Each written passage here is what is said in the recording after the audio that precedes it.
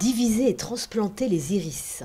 Au parc floral de la Source à Orléans, les jardiniers s'occupent d'une collection d'iris, remontant ou non. La division des rhizomes a lieu de préférence en été. Il faut savoir que quand on plante des rhizomes, on peut les laisser jusqu'à 5 ans maximum en terre parce que le rhizome va se développer, va fournir des hampes florales tous les ans.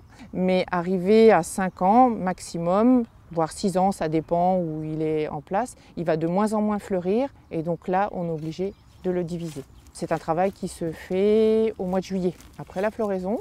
Une fois qu'on a coupé les hampes florales, on arrache les pieds et là on fait de la division. Quand vos iris sont arrachés et qu'ils sont dissociés les uns des autres, donc ensuite, pour les choisir, il suffit juste de sélectionner les plus beaux spécimens.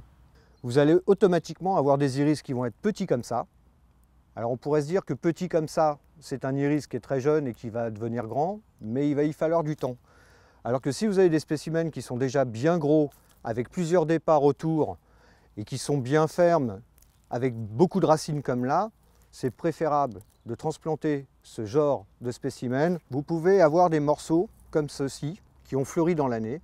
Généralement, ça c'est des morceaux qu'il ne faut pas garder, même si l'iris est gros, il y a pas mal de racines, mais en fin de compte, vu qu'il y a eu une floraison dessus, l'année prochaine, il y aura rien dessus. Alors que voilà, un iris qui a poussé juste à côté, comme ça, lui, celui-ci, l'année prochaine, va refleurir. Alors, quand les iris sont sélectionnés, juste avant la transplantation, il faut faire ces différentes manipulations. 1. Tailler le feuillage en biseau. Ensuite, à l'endroit où vous avez séparé vos iris, vous les recoupez un petit peu pour la cicatrisation. Et ensuite, vous prenez les racines dans votre main et tout ce qui dépasse, vous coupez. Et là, vous avez un iris prêt pour être transplanté. Donc avant de planter, il faut décompacter votre sol avec une fourche bêche. Donc vous rentrez bien la fourche bêche dans le sol, vous soulevez et vous retournez votre terre. Et vous faites ça sur toute la parcelle sur laquelle vous devez planter vos iris. Vous faites un petit trou pour mettre votre iris. Ce qu'il faut savoir, c'est que l'iris, il faut qu'il repose sur le sol. Donc quand vous faites votre trou, vous glissez l'iris dedans, vous tassez la terre autour et vous soulevez légèrement de manière à ce que l'iris vienne se poser comme ça sur la terre.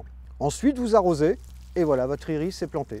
Pour l'espacement des iris, une trentaine de centimètres suffit. Mais ce qu'il faut savoir, c'est que l'iris a un sens de pouce. C'est-à-dire que l'arrière du rhizome que vous avez là, l'iris va pousser dans ce sens-là. Donc si vous avez un mur, votre iris, vous le mettez dos comme ça au mur. Parce qu'il va pousser vers ce sens-là. La plantation des iris peut s'effectuer jusqu'en octobre en climat doux.